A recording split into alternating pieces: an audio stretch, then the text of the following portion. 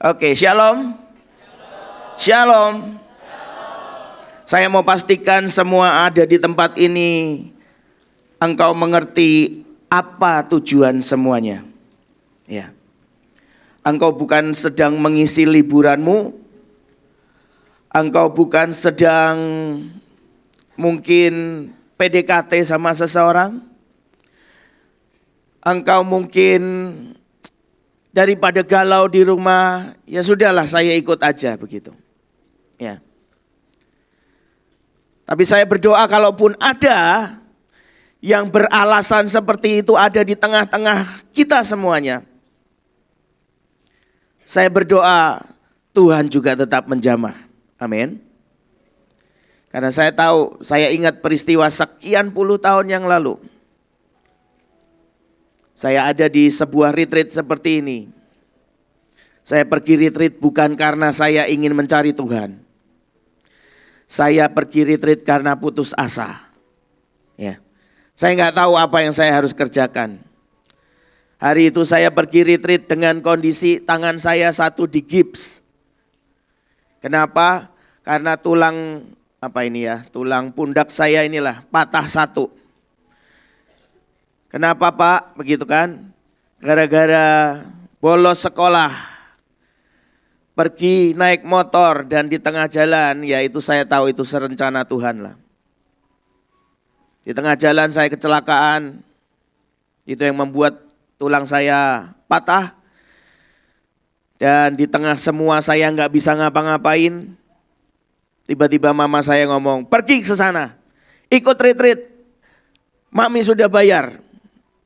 Sedangkan saya retreat seperti apa aja, saya tidak pernah tahu. Ke gereja seperti apa, saya tidak pernah tahu. Di tengah semua alasan, saya ada di tengah retreat itu. Dan saya tahu hari itu, saya berjumpa dengan Tuhan yang menciptakan hidup saya, yang begitu sayang dengan saya.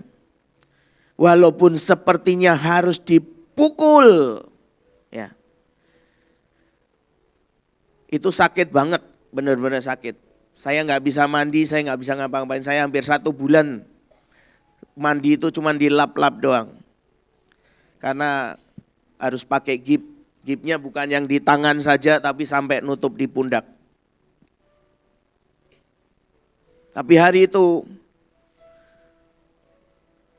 kalau saya melihat hari ini, saya mengucap syukur buat hari itu. Kalau tidak ada hari itu, tidak ada retreat itu, mungkin saya tidak akan pernah berdiri di depan anak-anak semua.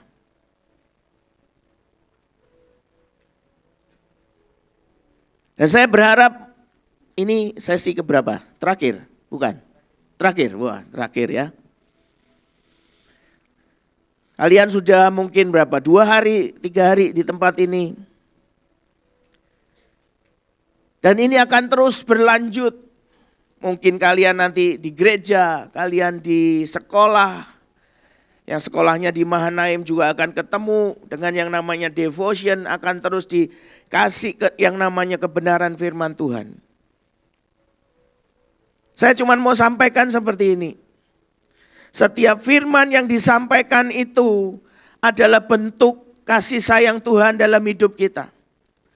Setiap firman yang disampaikan itu, engkau harus mengerti bahwa itu adalah didikan dari Tuhan. Siapapun yang menyampaikan, mau gurumu, orang tuamu, temanmu bahkan. Tadi saya sempat ngintip di Alkitab, Amsal itu menulis tentang didikan dengan begitu banyak. Dan salah satunya adalah dikatakan bahwa orang bodoh itu menjauhi yang namanya didikan. Siapa di sini mau jadi anak pintar? Nah, ya kan? Artinya harus mau apa? Harus mau apa? Dididik. Jangan nanti pada waktu engkau kembali dari tempat ini, masuk sekolah, gurumu kasih tahu, kasih nasihat atau orang tuamu bahkan. engkau tolak semuanya itu. Saya mau kasih tahu,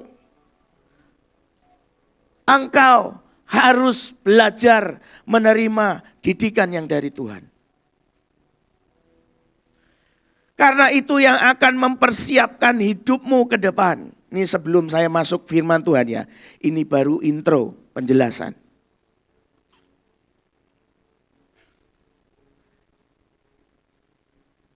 Hari ini semestinya my body is not delicious, begitu ya. Lagi nggak enak badan gitu loh ya. Bahasa Inggrisnya kerennya seperti itu. Tapi saya tahu saya harus ada di tengah-tengah kalian. Sebagai generasi yang sudah lewati masa-masa lah begitu ya. Sebelum kalian, saya punya kewajiban untuk menyampaikan hal ini di tengah semuanya. Oke, saya kasih sebuah contoh lagi ya. Saya ini sering pergi dengan siapa? Kalau saya manggilnya Pak Jos gitu ya. Kalian mungkin manggilnya Kak Jos, Ko Jos, Mas Jos atau siapalah. Bang Jos gitu ya. Brother Jos mungkin. Nah, setiap kali saya pergi sama beliau, saya itu selalu menyempatkan untuk berbincang-bincang. Apapun kita omongin begitu ya. Tapi setiap kali saya ngobrol sama dia, ada beberapa hal yang saya tangkap. Dia selalu cerita beberapa dia cerita gini. Aku belajar ini loh dari mami. Aku belajar ini loh dari papi. Aku belajar ini loh dari siapa. Aku belajar ini loh dari siapa. Saya mau kasih tahu buat saudara semuanya, anak-anak semuanya. Ya. Kalau engkau ingin jadi orang yang diurapi Tuhan, engkau ingin jadi orang yang sukses, lihat hidupnya. Dia belajar dari siapapun. Dia terima didikan dari siapapun. Terutama juga dari firman Tuhan pastinya.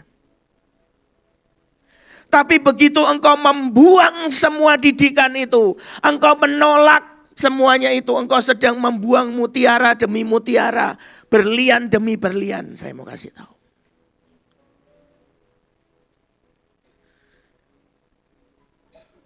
Saya ini punya passion dalam bidang pendidikan dan saya hari-hari ini saya sedang melihat bahwa generasi ini, generasi kalian ini sepertinya kalian pulang ke rumah kalian punya figur bapak, ibu, tapi sejujurnya mereka tidak menanamkan apa-apa dalam hidupmu.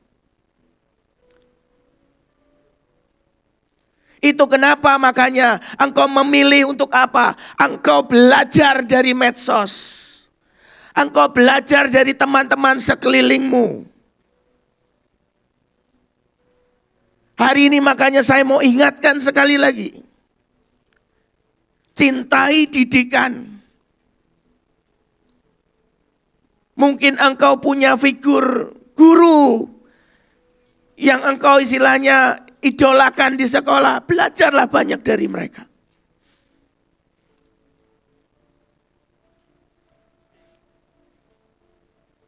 Karena begitu engkau membuang, engkau menolak yang namanya didikan demi didikan ini. Engkau sedang membuang sesuatu yang berharga dari hidupmu. Dan nanti engkau akan dapati tiba-tiba hidupmu ada di satu tempat yang bahkan engkau sendiri gak bisa menolong untuk semuanya. Bahkan mungkin Tuhan pun ngelihat engkau bingung, ini mau diapain ini?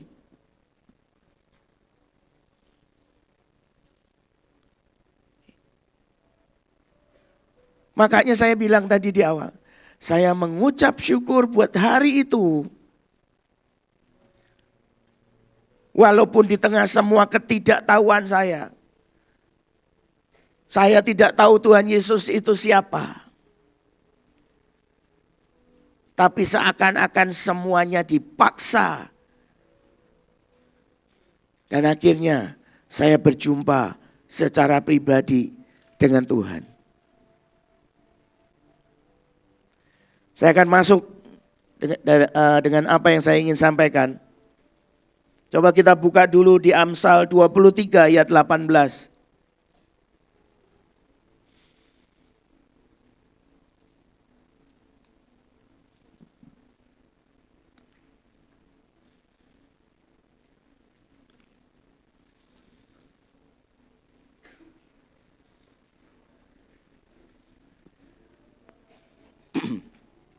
Amsal 23 ayat 18.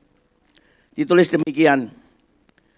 Karena masa depanmu sungguh ada dan harapanmu tidak akan hilang. Kenapa saya kasih ayat ini? Loh, kalau bicara anak muda, ya kan, pasti bicara masa depan. Benar? Benar enggak? Benar enggak? Ada yang cuma mau hidup 1 tahun ke depan lagi, 2 tahun ke depan lagi? Enggak dong. Benar ya? Pasti semua pengen jadi orang sukses, benar ya? Tapi ingat ya, tolong dengerin baik-baik. Kalian mungkin bolehlah tidak mendengarkan setelah ini, begitu ya. Tapi satu ini ayat firman Tuhan, ini bukan apa yang saya tulis. Dikatakan tadi, tolong ayatnya dimunculkan. Karena masa depanmu sungguh ada dan harapanmu tidak akan hilang. Ya. Masa depanmu itu ada. Harapanmu itu tidak pernah hilang. Tapi ada syaratnya satu. Semua cuma bisa engkau dapat di dalam Yesus. Di dalam Tuhan.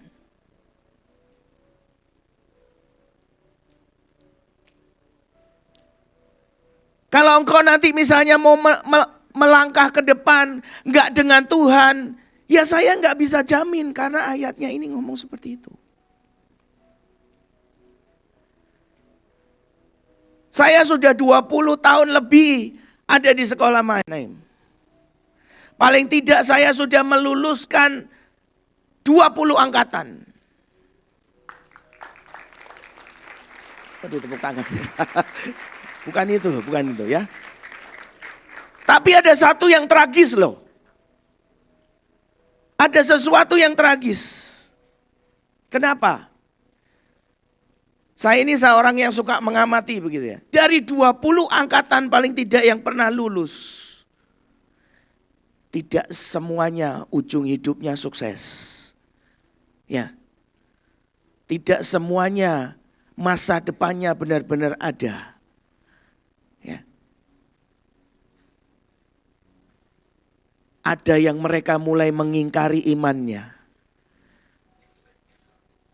Ada yang mereka tiba-tiba jatuh dalam hal dosa yang luar biasa.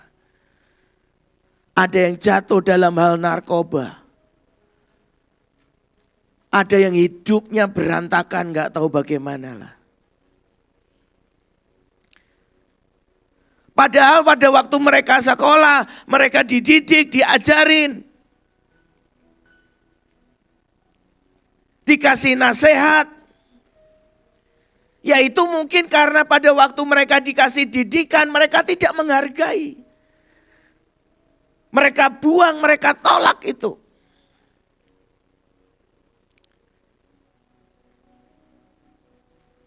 Percayalah saya pernah di usia kalian kok. Saya enggak langsung lahir umur sekian puluh begitu loh, enggak. Saya pernah melewati masa-masa SMP. Saya pernah melewati masa-masa SMA. Ya. Saya pernah melewati yang namanya masa-masa bandelnya minta ampun. Ya. Dan ternyata setelah saya lewati semuanya itu, saya mendapati bodoh banget ya. Saya sudah menghabiskan sekian tahun hidup saya untuk melakukan hal-hal yang sia-sia.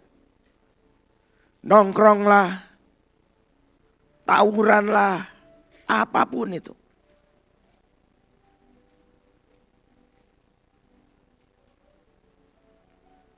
Tapi saya mengucap syukur sama Tuhan. Kelas 2 SMA saya ketemu sama Tuhan. Kalau enggak, saya enggak tahu hidup saya seperti apa. Karena paling tidak seingat saya, 2 teman saya mati overdosis. 1 teman saya mati di jalan gara-gara balapan liar. 1 teman saya masuk penjara, walaupun hari ini sudah bebas. Terlibat pembunuhan, mutilasi, bayangin. Bagaimana caranya Tuhan menyelamatkan hidup saya dari yang tidak tahu retreat itu apa. Yesus itu siapa? Dia paksa saya untuk ketemu dengan dia. Dengan cara apa? Saya harus kecelakaan.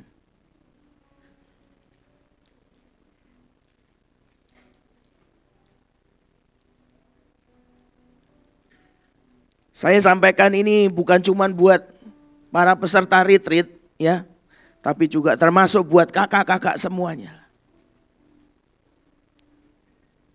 Perjalanan hidup kalian masih begitu panjang. Itu makanya saya bicara tentang sebuah masa depan.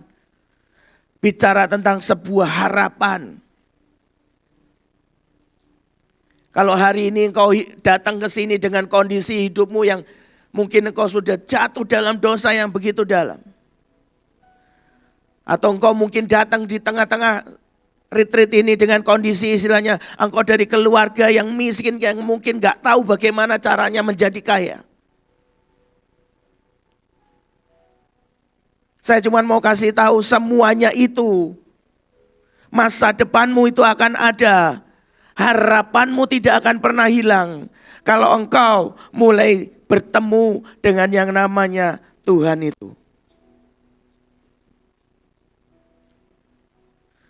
Saya tidak menjamin setelah pulang dari retreat ini, cobaan hidupmu, tantanganmu, masalahmu itu selesai. Enggak. Mungkin engkau akan hadapi 2 bulan lagi, 3 bulan lagi.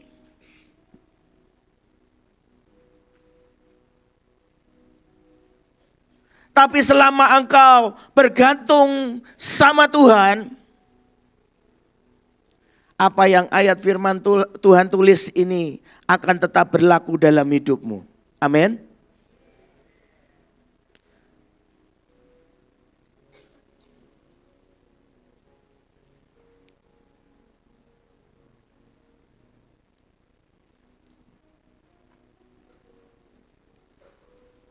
Saya pernah ngalamin kok.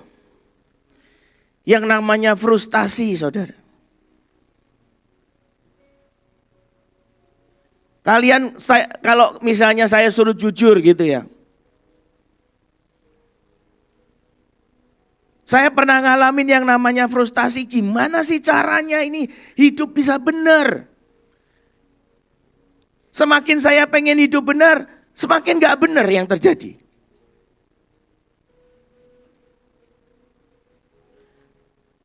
Ada satu contoh ya di dalam Alkitab.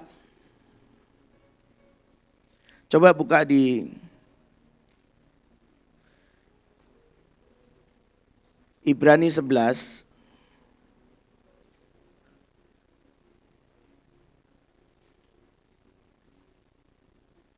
Ayat yang ke-12.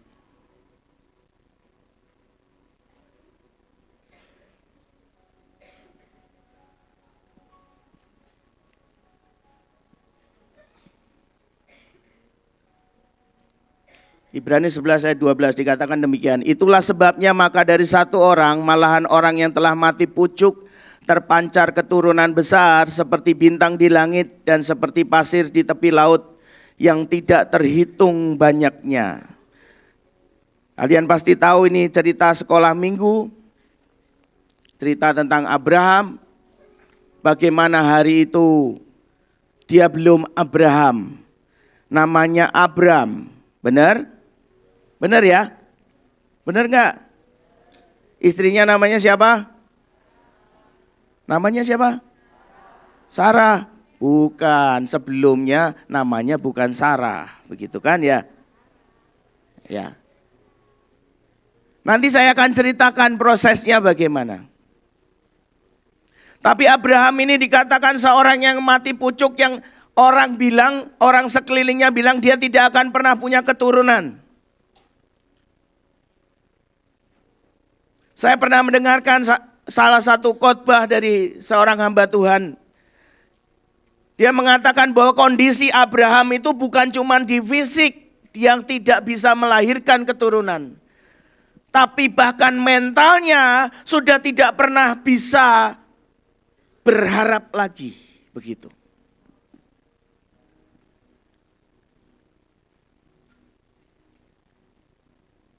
Mungkin seringkali pada waktu kita ada di tengah-tengah komunitas seperti ini, oh ya iman kita dibangun, iman kita dibangun. Tapi begitu engkau pulang, engkau menghadapi pergumulanmu masing-masing, engkau bingung dengan semuanya. Ya jatuh lagi, ya pulang nanti apa lagi, merokok lagi istilahnya gitu. Atau bandel lagi, atau mencuri lagi, atau apapun lah itu, berbohong lagi.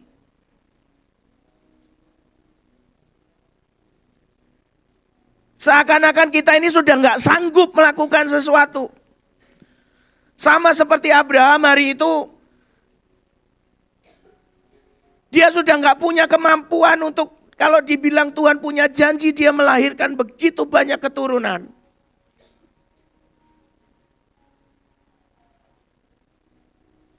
Yang membuat dia mampu adalah ya cuma Tuhan, begitu.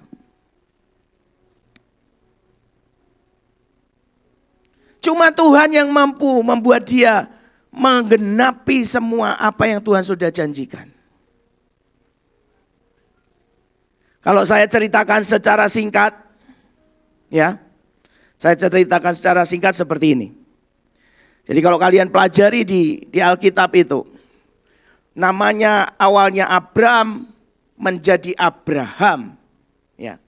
Istrinya namanya Sarai menjadi Sarah pakai H. Gitu. Ya. Kalau kalian mempelajari di dalam Alkitab itu ada artinya tersendiri.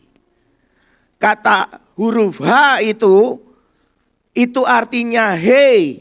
Hei itu artinya apa? Nafas Tuhan.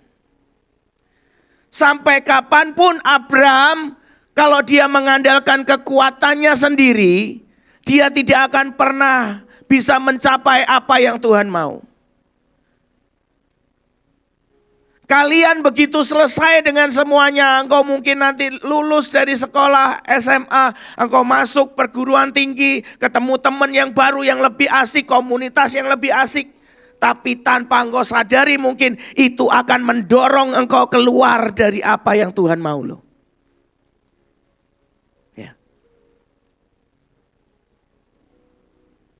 Kalau engkau menapaki hidupmu ke depan, menjalani ingin mencapai masa depanmu dengan kekuatanmu sendiri, engkau tidak akan pernah bisa. Tapi sama seperti halnya Abraham. Dari Abram menjadi Abraham. Di situ ada nafas Tuhan dihembuskan di tengah-tengahnya. Sarai menjadi Sarah, sama. Ada nafas Tuhan dihembuskan di tengah-tengah itu. Sama dengan sekian puluh tahun yang lalu. Hidup saya berantakan dan hari itu nafas Tuhan dihembuskan dalam hidup saya.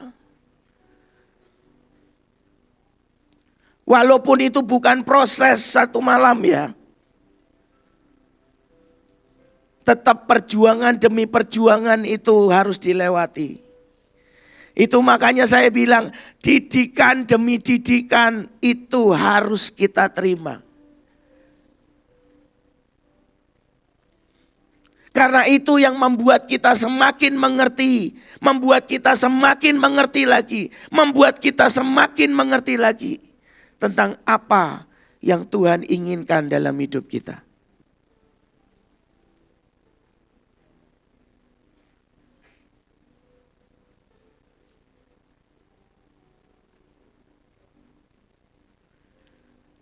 Tetap terus nantikan Tuhan. Karena apa? Karena itu yang menjamin. Saya kasih contoh hidup saya lah ya. Saya banyak kasih kesaksian. Saya nggak tahu mungkin yang di mana yang udah pernah dengar atau bagaimana. Paling tidak ini mengingatkan kembali. Ya, makanya tadi saya juga bilang saya nggak cuma ngomong buat anak-anak yang di depan, tapi juga mungkin buat panitia semuanya. Mungkin hari ini engkau bisa pelayanan, engkau bisa on fire. Nanti satu hari engkau akan dihadapkan dengan sebuah pergumulan, dengan ujian, dengan tantangan, dengan apapun. Tapi engkau harus ingat bahwa apa? Engkau harus tetap memilih berjalan bersama dengan Tuhan. Terima setiap didikan Tuhan. Saya ingat seperti ini. Tadi saya berjumpa dengan Tuhan umur berapa? Kelas berapa? Ada yang ingat?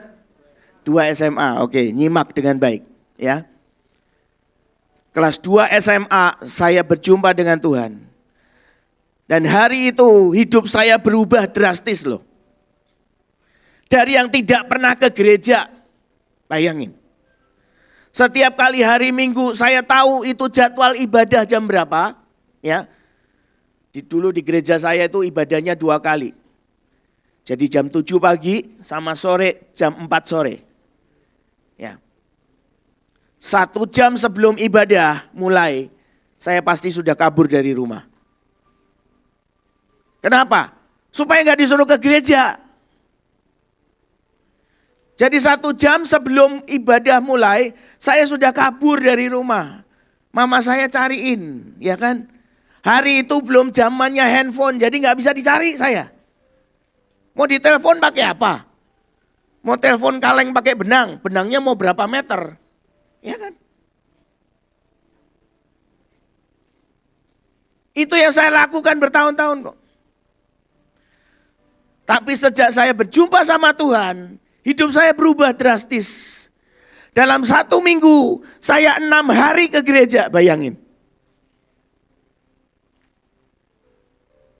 Yang saya nggak ke gereja cuma hari Senin. Kenapa? Hari Senin itu jadwal liburnya full timer. Jadi di gereja nggak ada kegiatan. Begitu. Bahkan ibadah kaum ibu saja saya datang. Bayangin ya. Dari yang nggak pernah ke gereja berubah drastis seperti itu. Tapi itu ternyata tidak menyelesaikan semuanya. Kenapa? Karena perjalanan hidup saya, masa depan saya masih panjang. Enggak dalam proses sehari begitu langsung menang begitu loh. Hari itu saya menang, tapi saya ingat sekian tahun kemudian saya kuliah. Saya kira-kira tahun keberapa ya? Tahun kedua mungkin. Tahun kedua saya ingat itu di kamar kos saya.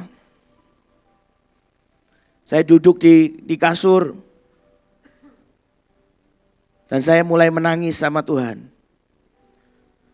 Tuhan, tolongi saya. Hari itu saya sudah pelayanan. Saya sudah aktif ikut komsel. Tapi hari itu juga, di hari yang sama seperti itu, ya. Saya jatuh dalam dosa perzinahan. Saya jatuh dalam berbagai macam hal lah istilahnya. Pornografi, apapun itu. Sambil saya duduk, sambil saya nangis, saya bilang, Tuhan ini bagaimana dengan hidup saya? Satu sisi saya pelayanan. Satu sisi tapi hidup saya begini.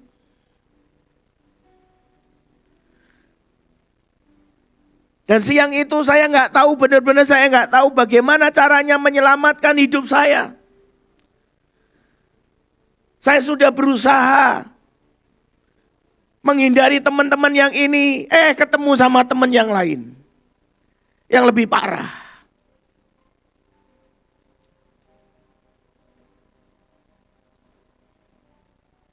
Saya berusaha berdoa, nggak bisa juga begitu. Tapi saya ingat hari itu di kamar kos saya. Saya nggak cuman nangis biasa. Saya nggak tahu itu teman-teman satu kos saya dengar atau tidak. Tapi hari itu saya teriak sama Tuhan. Tuhan sekali lagi tolongi hidup saya. Saya tahu Engkau menyediakan sebuah masa depan yang penuh dengan pengharapan. Saya tahu Engkau menyediakan sebuah rancangan yang luar biasa ke depan. Tapi saya menjalaninya dengan jatuh bangun seperti ini. Kalau Tuhan gak tolongi hidup saya. Ini parahnya ya, parahnya. Saya sampai ngomong gini loh sama Tuhan. Kalau Tuhan gak tolongin saya hari itu. Mungkin hidup saya sudah ada. Kalaupun saya meninggal istilahnya begitu ya. Mungkin saya masuk neraka. Sampai sebegitu bergumulnya hidup saya. Saya sampai Tuhan tolongi. Tuhan tolongi Tuhan. Tuhan tolongi Tuhan. Dan sekali lagi, saya tahu di kamar kos saya itu, Tuhan jumpai hidup saya. Dan dia mulai hembuskan nafasnya lagi. Itu yang membuat saya tetap berjalan bersama dengan Tuhan. Kalau hari itu mungkin saya memilih ya sudahlah gak usah Tuhan-Tuhanan lah. Saya coba hidup benar kok yang gak bisa begitu.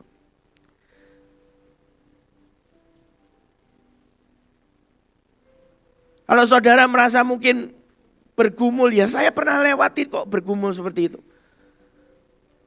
Saya kenal yang namanya rokok itu dari kelas 1 SMP. Sampai saya memutuskan berhenti semuanya. Dan tiba-tiba di hari itu cuman saya pergi ke Indomart itu loh. Saya pergi ke Indomart. Saya ngelihat kotak rokok itu kayak ada tangannya manggil-manggil. Beli saya, beli saya, beli saya, beli saya.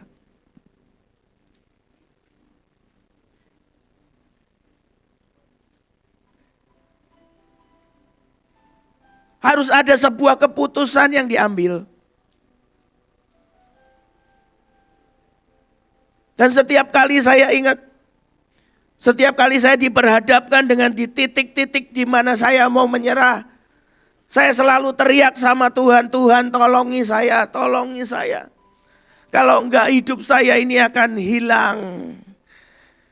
Kalau engkau pernah janjikan masa depan yang baik, itu juga akan hilang.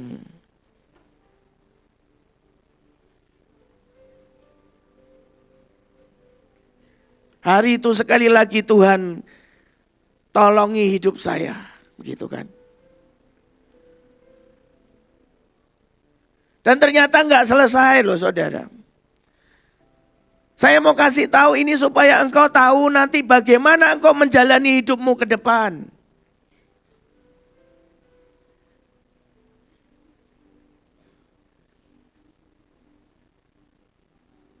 Saya ingat tahun 2009, 2008, 2009. Hari itu saya sudah memutuskan menjadi full time pelayanan. Tapi di hari itu juga ya, saya semestinya sudah memutuskan untuk saya berhenti melayani Tuhan. Saya sudah tidak pernah mau datang ibadah. Saya tidak pernah mau ke gereja. Saya tidak mau berdoa. Baca firman aja saya tidak mau. Dan itu saya lakukan berapa lama? 1 tahun. 1 tahun. Hidup saya bukannya semakin baik tapi semakin berantakan semuanya. Dan sekali lagi, karena kasih setia Tuhan, kalau Tuhan sudah punya rencana dengan seseorang, dia tidak akan pernah melepaskan pegangannya. Makanya tadi saya bilang, apapun alasanmu ada di tempat ini, kalau Tuhan sudah punya rencana atas hidupmu, Tuhan pegang hidupmu, Tuhan bawa engkau ke tempat ini, sampai kapanpun sejujurnya engkau gak akan pernah bisa keluar. Kecuali engkau yang memutuskan untuk keluar.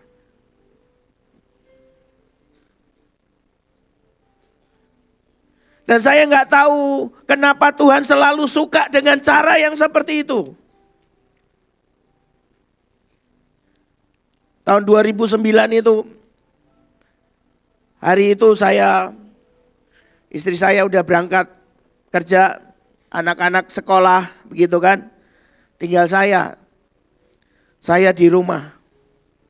Hari itu benar-benar saya mau melakukan apapun yang saya mau, benar-benar. Bukan yang Tuhan mau loh, apa yang saya mau. Saya pelayanan seenak saya datang jam 12, jam 1, jam 3. Kadang cuma nongol 5 menit, 10 menit pulang. Ya. Dan saya ingat pagi itu di rumah saya, di kamar saya. Di tengah semua saya, ini di dalam ini ada sesuatu yang bicara, ini enggak benar, ini enggak benar, ini enggak benar. Tapi secara fisik, secara tubuh enggak sanggup istilahnya. Enggak sanggup melakukan yang benar. Pikirannya juga enggak sanggup melakukan yang benar. Dan pagi itu saya cuma bisa apa? Saya ambil gitar. Saya nggak terlalu jago main gitar, ya. Tapi untuk beberapa lagu saya bisa lah, begitu. Beberapa kunci yang gampang-gampang saya bisa. Dan pagi itu saya cuma bisa ambil gitar. Saya duduk di lantai. Saya nyanyi sebuah pujian. Dan saya ingat itu lagu nggak pernah selesai saya nyanyikan. Saya cuma baru nyanyi beberapa kalimat. Dan hari itu sekali lagi Tuhan hadir di tengah-tengah kamar saya. Saya merasakan sesuatu yang beda. Saya melihat sesuatu yang berbeda di kamar saya. Saya nggak bisa melanjutkan lagi main gitar, nggak bisa nyanyi. Saya taruh gitar saya cuma bisa telungkup. Mungkin ada sekitar 30 menit sampai 1 jam saya telungkup. Begitu saya bangun, saya dapati badan saya ini sudah keringat semuanya. Lantai saya sudah nyampur antara keringat sama air mata sejujurnya. Dan di saat yang seperti itu sekali lagi saya bilang sama Tuhan. Tuhan tolongi saya. Tolongi saya. Kalau Engkau enggak tolongi hidupku. Aku enggak tahu bagaimana ke depan nanti. Ada sebuah jeritan di dalam hati kita.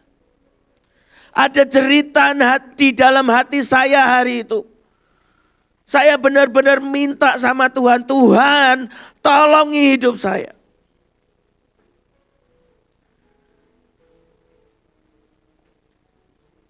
Dan yang saya ingat hari itu tiba-tiba pada waktu Tuhan mulai mengembuskan nafasnya. Itu ada roh Tuhan yang masuk dan memberikan kekuatan dalam hidup saya. Yang saya nggak bisa gambarkan, nggak bisa ceritakan. Mungkin engkau juga nggak ngerti. Tapi kalau engkau ngalami, engkau akan ngerti peristiwa itu.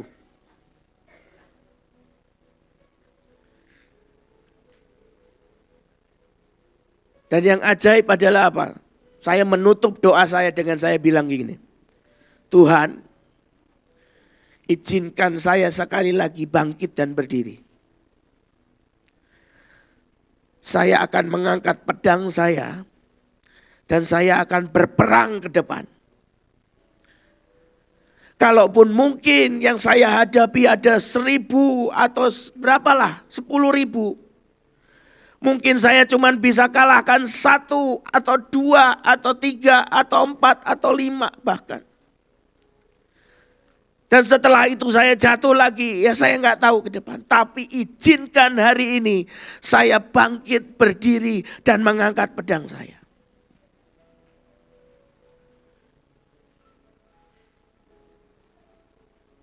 Dan itu yang terus membuat saya bisa menjalani hari demi hari. Saya melihat penggenapan dari janji Tuhan.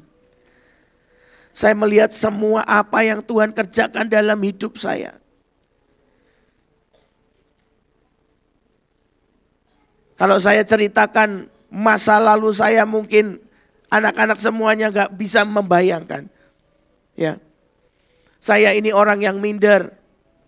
Buat ngomong di depan satu orang saja saya tidak bisa, apalagi di depan begini banyak orang. Saya ini orangnya penakut.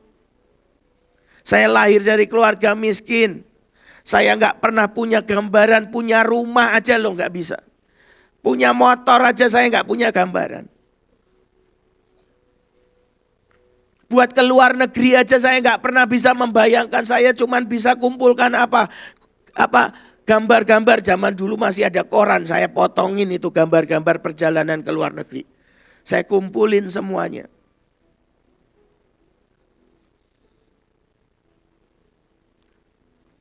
Tapi pada waktu saya berjalan dengan Tuhan, saya memilih, saya membuat pilihan berjalan dengan Tuhan.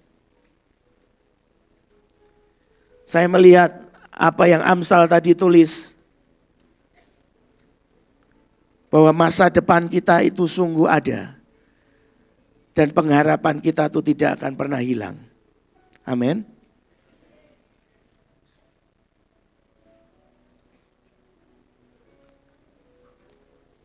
So ingat dengan baik anak-anak. Ya. Saya merasa punya kewajiban untuk mengatakan ini, menyampaikan hal ini kepada kalian. Kalau kalian hari ini mungkin masih umur berapa? 14, 15 itu at least ya. Kalian masih punya berapa? 35 tahun lagi ke depan. Kalau umurmu 50, ya kan? Kalau umurmu 60 ya artinya 45 tahun lagi engkau masih hidup. Dan selama 45 tahun itu engkau harus membuat keputusan demi keputusan yang benar. Tetap bergantung sama Tuhan. Libatkan Tuhan. Izinkan Tuhan menghembuskan nafasnya di dalam hidup setiap kita. Amin. Karena itu yang akan menjamin. Kalau dikatakan misalnya saya tanya nih ya, siapa yang pengen jadi misalnya pengusaha sukses begitu.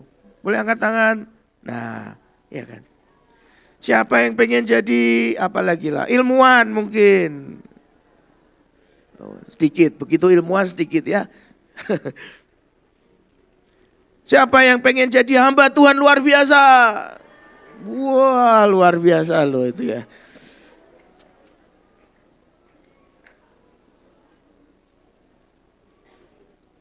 Loh, apakah itu omong kosong? Enggak, saya bilang. Serius. Kalian mau percaya atau enggak ya? Halo? Yang tadi saya bilang itu saya lakukan benar. Saya bukan mengarang-arang. Saya dari SD itu setiap kali di rumah itu datang koran hari itu, yang saya cari adalah gambar-gambar perjalanan ke luar negeri. Saya ingat hari itu kursus bahasa Inggris itu cuma ada IF. Ya. Dan dia menawarkan perjalanan ke Australia $2.000. Perjalanan kemana? $2.500. Ya. Yang hari itu $1 aja saya nggak bisa. Hari itu ya. Uang $1 aja saya nggak punya. Gambaran dolar itu loh kayak apa saya nggak punya. Tapi pada waktu saya menyerahkan hidup saya, tahun sekian saya berurusan dengan Tuhan. Saya lihat kok Tuhan genapi semuanya dalam hidup saya.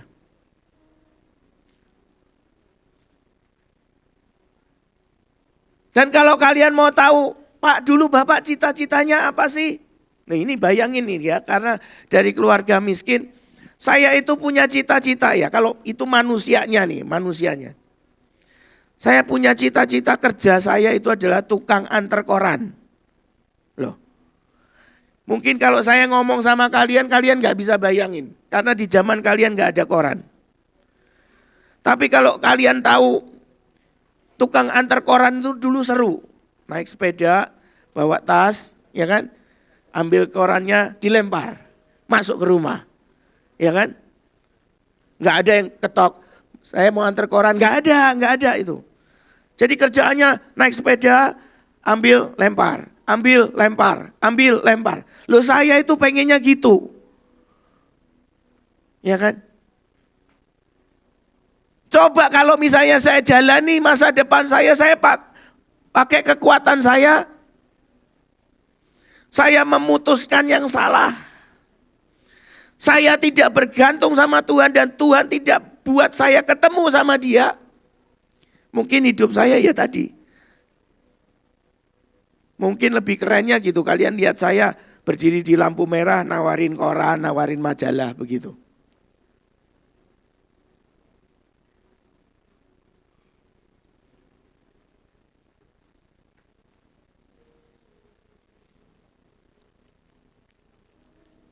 Karena ini sesi terakhir.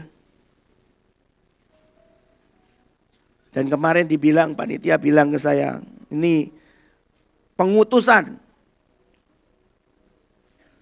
Makanya saya persiapkan hidup kalian semuanya. Pulang dari tempat ini, engkau akan menghadapi realita hidupmu lagi.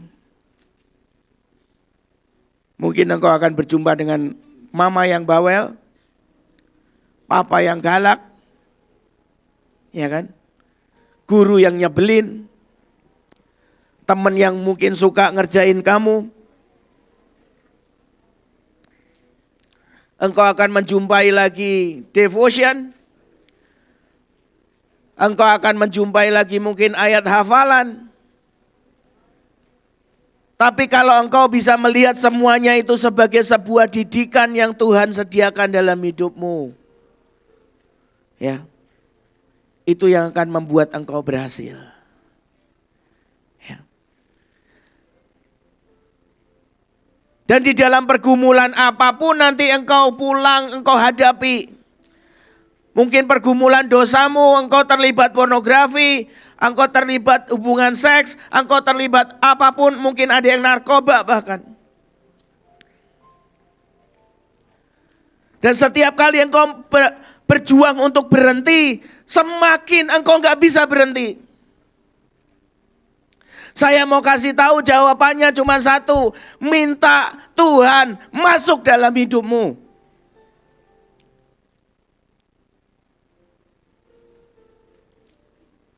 Libatkan Tuhan di dalam semuanya. Izinkan nafas Tuhan itu kembali dihembuskan dalam hidupmu. Karena itu yang akan memampukan engkau. Gak ada yang lain, gak ada yang lain. Apalagi tadi yang sudah mengangkat tangan, engkau ingin jadi hamba-hamba Tuhan yang luar biasa. Engkau sangat butuh hembusan nafas Tuhan itu loh. Kalau enggak engkau akan jadi hamba Tuhan yang jatuh bangun, jatuh bangun, jatuh bangun, jatuh bangun. Suksesnya kapan? Enggak tahu. Karena hidupnya, sepanjang hidupnya isinya jatuh bangun.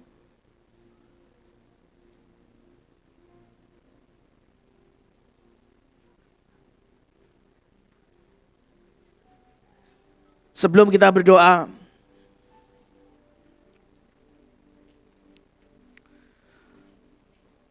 sekali lagi yuk kita baca Amsal 23 ayat 18 tadi.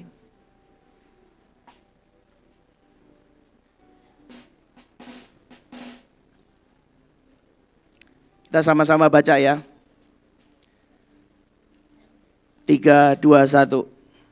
Karena masa depanmu sungguh ada dan harapanmu tidak akan hilang. Syaratnya libatkan Tuhan dalam hidupmu. Ya. Yuk kita sembah Tuhan, kita akan berdoa.